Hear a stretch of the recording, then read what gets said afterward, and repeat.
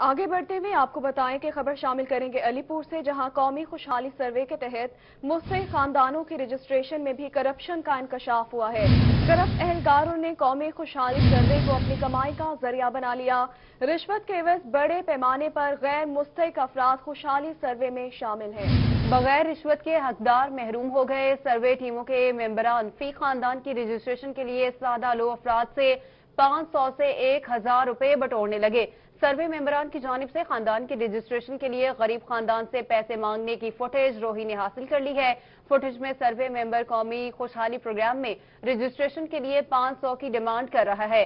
सर्वे में से पैसों की डिमांड और सादा लो आवाम को लूटने पर अवाम की तरफ से एहतजाज भी किया गया। उन्हें सर्वे मेंबरान के खिलाफ डीसी मुजफ्फरगढ़ को दरख्वास्त दे दी, जबकि अवाम की जानिब से रिश्वत खोर सर्वे टीम के खिलाफ आला हुकाम से कार्रवाई का मुतालबा किया गया है।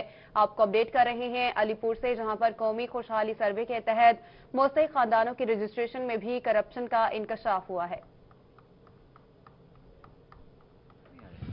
इन्हें 4 साढ़े रसीदा बनाए होंगे ना, सरकारी फीस है 1600 रुपया, मैं उन्हें को 1500 रुपया दिते। अगर मेरे को बाद पता लगे कि ये पैसे जरे नाजायज गिन गए, मैं हूँ तो फोन करना तो वो यकदम नंबर बिजी दसे ने ब्लैक लिस्ट ले वधे ना हूँ तो सजा दे बंदा सीट पड़ता है।